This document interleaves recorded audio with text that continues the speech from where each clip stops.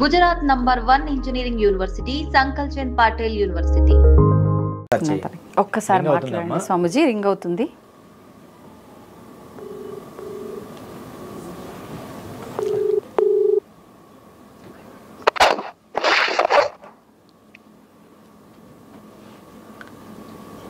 Hello, చాలా గొప్పవారండి మీరు, అందుకనే మీ గురించి తండ్రి ఇది ఒకటే మాట, హిందువులందరూ ఒకటే ఏకమైతారు. అవును, ఫస్ట్ ప్రాణం నాదే పోయి నేనే తీసుకుంటా, అప్పుడన్నా మీరు అందరూ ఒకటే ఏకమై ఉంటారంటే నా ప్రాణం ఫస్ట్ పనంగా పెడతారు. నాకు అది 100% తెలుసండి. మీ గురించి ఎంత అద్భుతంగా చెప్పానంటే మీ వీడియో చూసిన తర్వాత తెలుస్తుంది. మీ గురించి చాలా అద్భుతంగా, ఎందుకంటే నేను చిన్నతనం నుంచి వీళ్ళతో గురువులతో తిరిగాను కాబట్టి మీరు గొప్పవారు. కానీ ఇక్కడున్న విషయాల్లో నేను మధ్యప్రదేశ్లో ఉజ్జయినిలో ఉన్నాను కాబట్టి మిమ్మల్ని కలవలేకపోయాను.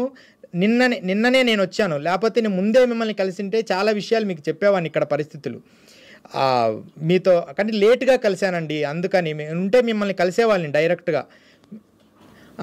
మీరు ఏమంటున్నా తండ్రి, ఇప్పుడు చెప్తున్నా వినండి. 2 తారీఖు 3 తారీఖు ఈ సంవత్సరం లాస్ట్, ఈ నెలలో కేదార్నాథ్ బంద్ అవుతుంది. ఎవరికన్నా నాకు తెలుసండి, నేను స్వామీజీనే, చెప్పండి. స్వామీజీనా? ఈ నెలలో బంద్ అవుతుంది, ఈ నెల ఆఖరి. అయినా సరే నేను హడావిడికి ఎందుకు వెళ్తున్నానంటే, కలుస్తారు, కిందికి వచ్చారు, 3 రోజులు ఉన్నారు చెప్తే నాకు ఏడ్చుకుంటూ నేను పోతున్నా. అంటే నా మీద అబండాలు వచ్చినాను. కానీ లాస్ట్ ఆయన నాకు ఒకటే చెప్పారు, తండ్రి నీకు నేను శిక్షణ ఇచ్చాను, లోక కళ్యాణం గురించి నువ్వు ఒకటి అనుకున్నావు, నాతో పాటు లేకుండా మేము అందరం పోరాడలేకపోతున్నాము, నువ్వు పోరాడాలనే సంకల్పంతో బయటికి వెళ్తా అనుకున్నావు, వెళ్ళు తండ్రి, నా ఆశీస్సులు ఎప్పుడే ఉంటాయంటే సరే అని నేను 5 సంవత్సరాలు అయినని అసలు డైలీ మొక్కని రోజు అంటూ లేదు, 3 రోజులు ఇక్కడ ఉంటున్నాను అని తెలిసిన తర్వాత ఎంత ఆనందం అంటే, నాకు శ్మశానంలో ఎంత ఆనందం ఉంటారో శివయ్య దగ్గర ఎంత ఆనందం ఉంటారో నా గురువు గారి దగ్గర అంత ఆనందం ఉంటదని ఒక్కసారి పాదాలు తాకితే చాలు. అవును, చెప్పండి.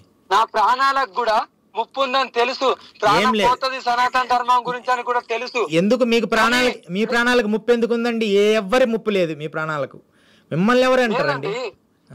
ఆ తండ్రి ఇంకోటి కూడా నేను అదే నా గురువు గారి పాదాలు ఒక్కసారి తాకి కన్నీటి బొట్టు గార్చి ప్రాణం వదిలితే చాలు.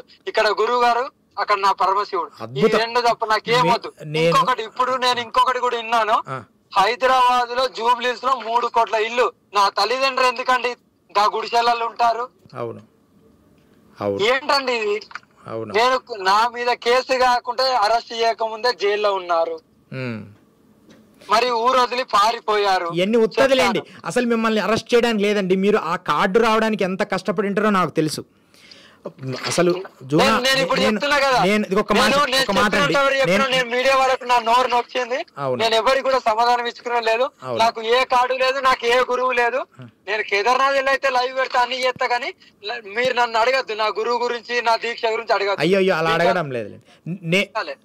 నేను హవనకాడలో మంత్రం తీసుకున్నాను అండి, మొదటి మంత్రం, మొదటిసారి నేను ఒక 5 ఏళ్ళు అయింది గురువుగారి దగ్గర హవనకాడలో తీసుకున్నాను. నేను స్వామీజీని నేను పాజిటివ్గా అసలు ఎందుకు ఇలా మీరు ఆయన ఇబ్బంది పెట్టారు అనే విషయమే మాట్లాడుతున్నాను లైవ్లో. ఎందుకు అసలు వీళ్ళకు ఎలా అందరూ నేను ముందు మిమ్మల్ని కలిసింటే మీరు అసలు సేఫ్టీగా అసలు బాగుండేది. నేను ఉజ్జయినిలో ఓంకారేశ్వర్ వెళ్ళి ఉజ్జయినిలో రావడం వల్ల లేట్ అయింది. మీరు ఉజ్జయినిలో కూడా నా గురించి అడగండి, నాకు తెలుసు స్వామీజీ, మాతాజీ గారు నాకు తెలుసు. అఘోరాలు నాకు జునాకాడాలో, గిరినార్లో షేర్నాథ్ బాబా, తర్వాత ఇక్కడ అఘోరాలు, తర్వాత హవనకాడలో, జునాకాడాలో ఎంతోమంది మిత్రులు నాకున్నారు, మాకు తెలుసు. కానీ నేను లేట్ అవ్వడం వల్ల వీళ్ళు ఏవో ప్రశ్నలు అడిగి మనిషిని విసికించి మిమ్మల్ని చాలా ఇబ్బంది పెట్టారు. అందువలన నాకేం ఇబ్బంది లేదు తండ్రి, నేను ఫుల్ ఇలాంటి అబండాలు నాకే కాదు. ఒకప్పుడు ప్రళయం వస్తే, ఏ ప్రళయం తెలుసా అండి మీకు? మూర్ఖులు రాక్షసులు గుళ్ళు ధ్వంసం చేసుకోవడానికి ఇలాంటి అప్పుడు అలాంటి వాళ్ళే ముందున్నారు. నేను ఒక అఘోరిని, ఒక్కటే మాట, నేను ఒక అఘోరిని, నేను ఒక సాధువుని అని కాషాయం బట్ట వేసుకొని, రుద్రాక్షలు వేసుకొని, బొట్టు పెట్టుకొని, ఒక పీఠం వేసుకొని కూర్చోవడం కాదు. దమ్ముంటే వచ్చి పోరాడండి ధర్మం గురించి. అవును, 100% మీరు సత్యమే చెప్తుండ్రు. మీరు అఘోరి అనేది 100% నిజము. పోరాడే వాళ్ళని ఇలా ఎక్కడ ఎప్పుడు పంపించాలని చూస్తారు. అంటే ఎందుకంటే వీళ్ళ నడవై కదా. అవునవును, వీళ్ళ నడవై.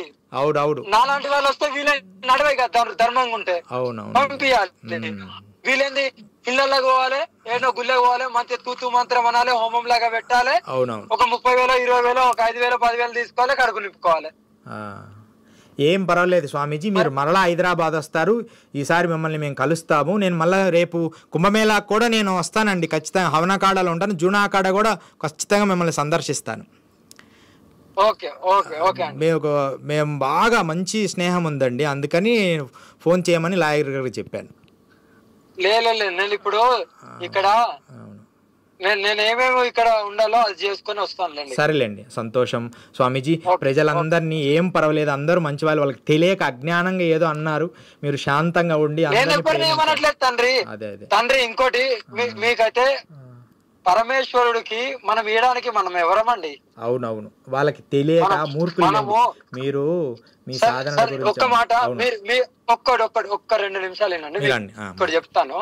ఇక్కడ నా గురించి ఒక 3 విషయాలు గుచ్చి గుచ్చి గుచ్చి అడుగుతున్నారు. వాటి 3 నేను ఎప్పుడో క్లియర్ చేసిన. జ్ఞానులకు మాత్రం అర్థమవుతుంది. పరమేశ్వరుడికి లీలమైపోయి నువ్వు ఒక దీక్షలో తీసుకోవాలంటే నీకు ఇక్కడ మొత్తం శూన్యము, మోమాయ అని అంటారు. మోమాయ అంటే తల్లి తండ్రి ఫుడ్ గాని కట్టుబట్ట గాని ఏది ఉండదు. అవునా? దీక్ష ఇచ్చినప్పుడే హోమం చేపిస్తారు కదండి, ముండకం చేసి హోమం చేపిస్తారు కదా, పిండం పెట్టిస్తారు. చెప్పేది నాకు నేను పిండం పెట్టుకున్నాను, అదంతా నేను అలాంటి చెప్పదు. ఇంకా అది అయిపోయింది, గతం. అవునవునవును, నేను ఎలా దీక్ష తీసుకున్నా బయట పెట్టాను, ఇంకా అయిపోయింది. ఇప్పుడు నేను బయట పెట్టా మొన్నటిదాకా అనుకున్నా గానీ.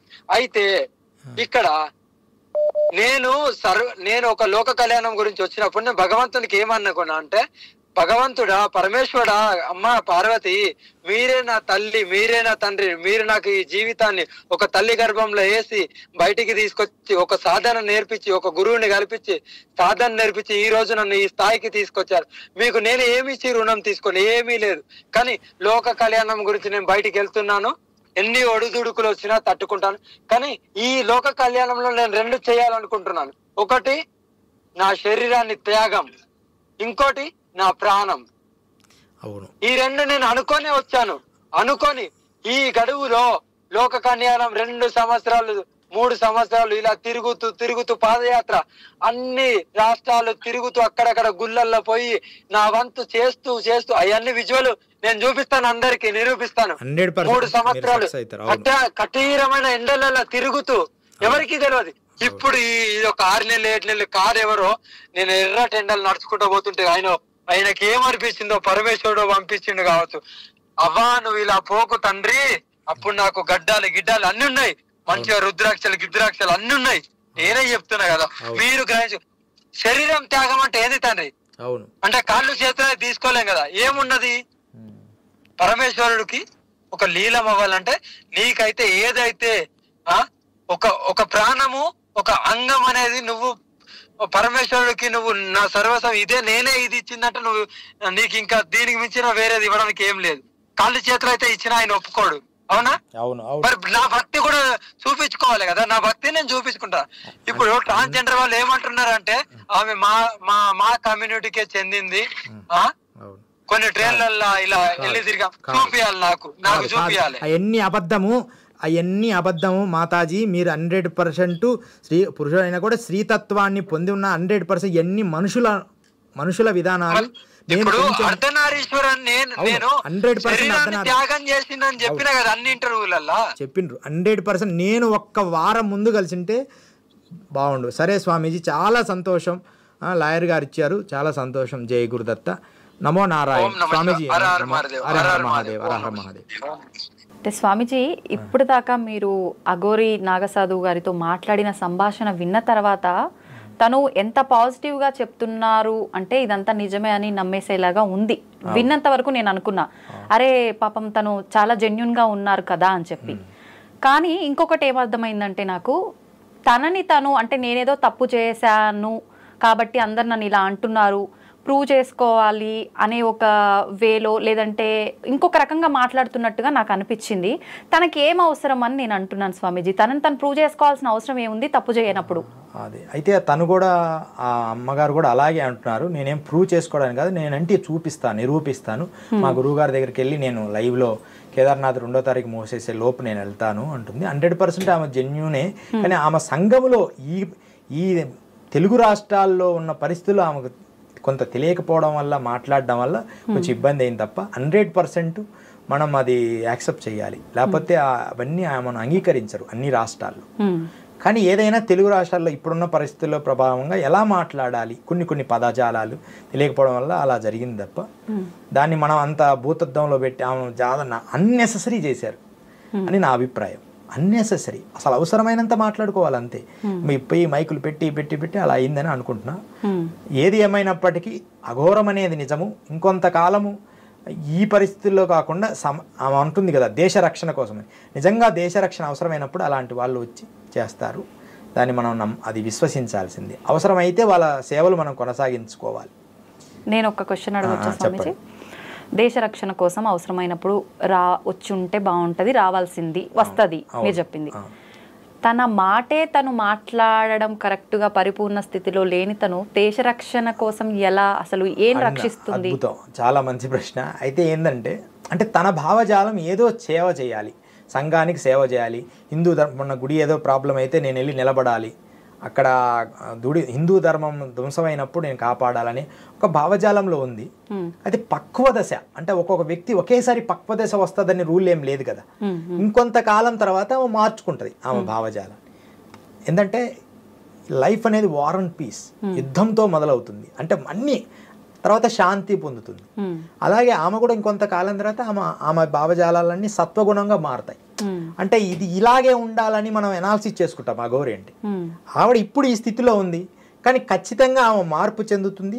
100% ఆమె జెన్యూనే అనేది నా భావం. కానీ మనకు అవసరం లేదు ఆమె ఎలా ఉంటే ఏమి. ఆమె బూడిద పూసుకున్నాం, ఆయన పౌడర్ అన్నాడు, బూడిద రాసుకున్నది అన్నాడు, లిఫ్ట్కి అసలు నీకెందుకు, మీరెందుకు మైకులు పెట్టాలి వెళ్ళి? ఆవిడ ఏమైనా చెప్పని, మీకు అది కరెక్ట్ కాదన్నప్పుడు మీరు ఎందుకు పెట్టాలి? ఒకరి మీద ఒకసారి కరెక్ట్ కాదా అనుకున్నప్పుడు పదే విధంగా వెళ్ళి ఎందుకు మైకులు పెట్టాలి? మీ యూస్ కోసమే కదా, జనాల యూస్ కోసమే కదా. వాళ్ళు చిన్న వాళ్ళు కూడా వెళ్ళి పెట్టడము, మీరు మంచిగా చదువుద్దా, మీరు అదేంటి, మీ గురువు ఏంటి ఇవన్నీ ఎవరికి ఉండేది వాళ్ళకు ఉంటుంది. గురువుగారు లోకానికి మీరు ఎలాంటి మేలు జరుగుతుంది, మీరు ఎలా చేయగలరు? ఇగో నేను ఇలా చేయగలనమ్మా, నేను ఆరోగ్యం చేయగలను, నేను యోగా చేయగలను, నేను ఆయుర్వేద ఔషధం ఇవ్వగలను, నేను మంత్రం చేసి మిమ్మల్ని శాంతి, ఏదో తనకు చెప్పుకోవాలి తప్ప అన్నెసెసరీ క్వశ్చన్లు అడిగి తను ఎలా స్పందించాలో తెలియని భావంలో ఉంది. ఇంకా అది ఆమె చెప్పడం వల్ల ఇంత రాద్ధాంతమైంది. లేకపోతే ఇంత ఇష్యూ చేయాల్సిన పని లేదు. ఇదే మధ్యప్రదేశ్ కానీ, కాశీలో కానీ, హిమాలయాల్లో కానీ ఎక్కడ ఇంత ఇష్యూ జరగలేదే, జరగదు కూడా. గురువు గారు తనతో మాట్లాడేటప్పుడు మీరు కూడా ఎక్కడ నేర్చుకున్నా, ఏ గురువు దగ్గర అని చెప్పారు కదా, మీరు ఏ గురువు దగ్గర నేర్చుకున్నారు? మేము హవనకాడాలో జస్ట్ మంత్రం, పెద్దలు అఘోరాల దగ్గర మంత్రం తీసుకుంటాం. వీలైనప్పుడు నేను యోగ సాధన కొద్దిగా సంస్కృతము, ఏదో సంగీతం కొంచెం శాస్త్రీయంగా కొద్దిగా నేర్చుకుంటూ సత్వగుణంలో ఉండే శ్రీ విద్యోపాసన చేసుకుంటాం. మా గురువు గారు శ్రీ విద్యానందనాథ, శ్రీకాకుళంలో ఆయన పేరు, అది శ్రీ విద్యానంద గురుగారు. ఒక్కటి మనం ఇందాక తనతో ఇప్పుడు నేను అడగగానే మీరు నేర్చుకున్న విద్య గురించి, అకాడమీ గురించి, పేరు చెప్పేశారు. ఎవరైనా వాళ్ళ గురువుల పేర్లు చాలా గౌరవంగా చెప్పుకోవడానికి ఇష్టపడతారు. మరి ఇందాక మనం ఫోన్ కాల్లో తనతో మీరు అడిగినప్పుడు నా గురువులు ఎవరో నేను చెప్పను అని ఎందుకు అన్నారు? అట్లా లేదు, నేను బాగా విన్నాను. నేను ఆల్రెడీ చెప్పేశాను, నేను చెప్పను. ఆల్రెడీ వీడియోలో నేను చెప్పేశాను. అంటే అది ఒక మొండివాదన అనుకోవచ్చు కదా గురుగారు? అఘోరాలకు అది అంత మొండివాదం సహజం. అఘోరాలకి సామాన్య మానవులకు తేడా ఏముంది? నేను అఘోరాలతో తిరిగానమ్మా. అసలు చాలా ప్రేమ వచ్చినా కొడతారు, నవ్వు వచ్చినా కొడతారు, ఇలా గౌక్కున ప్రేమగా కొడతారు. నేను ఎగిరి ముందుకు పడేవాడిని. వాళ్ళు కొంచెం వరమిచ్చే తీయటి శాపం లాగా ఉంటారు అఘోరాలు. తల్లిలాగా వరమిచ్చే తీయటి శాపం లాగా కొంచెం మార్మికంగా ఉంటారు. వీడియోస్ తీసుకోవడానికి కొంతమంది ఒప్పుకోరు ఆ రహస్యాలు చెప్పేటప్పుడు. ఈమె రహస్యాలు ఏమీ చెప్పలేదు, నేను విన్నాను అన్ని వీడియోలు. జస్ట్ శవం మీద కూర్చుంటాం సాధారణ ఇవన్నీ అందరూ చేసే అఘోరాలే, కానీ మార్మికమైన రహస్యాలు ఆమె దాటేసింది. నిజంగా ఆమె కరెక్టే, కానీ అవి ఎలా చెప్పాలో ప్రజెంట్ చేయడంలో రాలేదు. అంటే నిజంగా వీడియోస్ చెప్పడం కూడా తెలియాలి కొంతమందికి, దాన్ని ప్రజెంట్ చేయడంలో కొంతమంది ఉంటారు. అదే ఒక్కటే ఆమెకు రాలేదు తప్ప ఆవిడ అవన్నీ భవిష్యత్తులో మార్చుకుంటుంది వీటి విషయాల వల్ల. తర్వాత ఆమె ఏదైనప్పటికీ ఆవిడనే సంబోధించాలి. ఆవిడ మారింది, ఆమె విద్య నేర్చుకున్నది నిజము, ఆవిడ సాంప్రదాయబద్ధంగా విద్య నేర్చుకున్నది. కానీ ఇంకొంత ఇది దీనివల్ల ఆమె జ్ఞానం నేర్చుకుని భవిష్యత్తులో ఆమె ఇంకొంచెం మంచి విషయాలుగా కొంచెం ఏకవస్త్రం ధరించి ఉంటే బాగుండేది. ఇక్కడ అవసరం లేదు, ఇక్కడ జనాలు ఇక్కడ ప్రాంతాన్ని బట్టి ఏకవస్త్రం. ఉత్తర భారతదేశంలో అయితే అవసరం లేదు. నేను నిన్ననే ఉజ్జయినిలో వెళ్ళాను, అసలు అక్కడ ఎవరు పట్టించుకోరమ్మా, అన్ని గుడ్డలేడ్చి తిరిగినా ఎవరు పట్టించుకోరు. వాళ్ళని ఏ ప్రశ్నలు వేసినా ఏం చెప్పినా ఎవరు పట్టించుకోరు. ఒక అనుకోకుండా ఒక సెన్సేషనల్ అనమాట, అంటే పాల పొంగులాగా పొంగినాయి గబుక్కున. పాల పొంగు ఎంతసేపు ఉంటుందమ్మా? ఈ చాలా మంది గురువుల పరిస్థితి అంతే, మళ్ళీ ఎమ్మడే డౌన్ అయింది. జ్ఞానముతో పెంచుకునేవాడు స్థిరంగా ఉంటాడు. ఒకేసారి పాలపంగా బుస్సని పైకి లేస్తే మళ్ళీ కొన్ని తగ్గుతుంటాయి. చాలా సంస్థలు అంతే, ఎందుకంటే దాంట్లో తాత్కాలికమైన శక్తి. వాళ్ళు అలాగే ఇంకొంత కాలానికి పూర్ణ పరిపక్వం అయినప్పటికీ కూడా ఇక్కడ ఈ ప్రాంత అభిమానాలు, ఈ మనుషుల్లో ఉన్న కుతంత్రములు, కుళ్ళులు, ఇవన్నీ కూడా కొన్ని అనాలిసిస్ చేయలేకపోయింది అంతే తప్ప. ఖచ్చితంగా ఆవిడ మంచి మార్గంలోనే విద్య నేర్చుకుని చాలా ఎన్నో సాక్రిఫైస్ చేస్తేనే ఆ స్థాయి వస్తుంది. అలాగని జ్ఞానం ఉండాలని కాదు, ఆమె విద్యలో ఆమె నేర్చుకుంది, మంత్రము, ముద్రలు, పూజలు నేర్చుకుంది, నేను తెలుస్తుంది నాకు. కానీ ఏది దాచాలి, ఏది చెప్పాలి, ఎంతవరకు చెప్పాలి, ఈ ప్రజలకి నువ్వు ఎంత మేలు అలా ఒక పద్ధతిగా తీసుకొచ్చింటే బాగుండేది. అడిగి రకరకాల ప్రశ్నలు వేయడం, ఆమె ఏదో ఒకటి సమాధానం చెప్పడం, దానివల్ల ఇంతవరకు జరిగింది. ఇంతకంటే మనం దీన్ని అన్నెసెసరీ వీటి మీద ఎక్కువ మాట్లాడకూడదు. ఆమెకు దూరంగా ఉండండి, అవసరం లేకపోతే ఎందుకు ఆమెను డిస్టర్బ్ చేయడం అనేది నా భావన. ఆమెకు దూరంగా ఉండండి అంటే ఆమె మనుషులోకి వస్తే మీరు ఎందుకు వెళ్ళాలి? మనకు బాగలేదు ఇప్పుడు అక్కడ, అది మీకు నచ్చలేదమ్మా, నచ్చలేనప్పుడు దాని దగ్గరికి ఎందుకు వెళ్తుండ్రు? ఎందుకు అందరికి చూపించాలనుకుంటుండ్రు? మీకు నచ్చలేదు, ఆవిడ సహజ స్వభావం అది. ఇప్పుడు సింహం సహజ స్వభావం ఉంటుంది, బ్రాహ్మడి సహజ స్వభావం ఉంటుంది, ఋషికి సహజ స్వభావం ఉంటుంది, యోగికి సహజ స్వభావం ఉంటుంది, ఒక బ్యూటీ ఒక సహజ స్వభావం ఉంటుంది ఒక బ్యూటీకి, ఒక యాంకర్కి సహజ స్వభావం ఉంటుంది. ఎలా? అడ్మినిస్ట్రేషన్గా మాట్లాడడం, అవసరమైన ప్రశ్నించడం, అలా ఉండాలి. ఇప్పుడు ఐ డ్రీమ్ అనేది ఎంత అద్భుతంగా ఉంటుందంటే, నేను చూసే అన్నిటల్లో పిచ్చి కంటెంట్స్ ఉండవు, అనవసరమైన మైకులు పెట్టి నెసెసరీలు ఉండవు. ఒక వ్యక్తిని ఎంతవరకు మాట్లాడాలనే పద్ధతిగా ఉంటుంది. ఎందుకని? దాని సహజ స్వభావం ఒక పద్ధతిగా తీసుకొస్తున్నారు. అది ఎంతకాలం ఉంటుందో అంతకాలం దాని పేరు అద్భుతంగా ఉంటుంది. అది నేను చెప్పుకొచ్చా. అందుకని ఇది మనం అది కాపాడుకుంటేనే గొప్పగా ఉంటుంది. అంతేగాని అన్నెసరీ ప్రశ్నలు వేస్తే అన్నెసెసరీగా అయిపోద్ది. ఇది అందరూ యూట్యూబ్లో పెట్టడం అన్నెసెసరీ. దాని గురించి మనం ఎక్కువ మాట్లాడకూడదు. భవిష్యత్తులో మనం మంచి కార్యాలు, మంచి ఆయుర్వేద కార్యాలు, మంచి విషయాల మీద మనం డిబేట్ చేద్దామమ్మా, అది అందరికి మేలు జరుగుతుంది వీటికంటే కూడా అని నా భావన. బంగారు తల్లి, తప్పకుండా జై గురుదత్త. అడగగానే వచ్చి నాకు సమయాన్ని, మీ విలువైన సమయాన్ని నాకు కేటాయించి మంచి విషయాలు మాకు తెలియజేసినందుకు ధన్యవాదాలు. జై గురుదత్త. శ్రీమాత్రే నమః. సర్వమంగళాని భవంతు. జై భోలేనాథ్కి జై.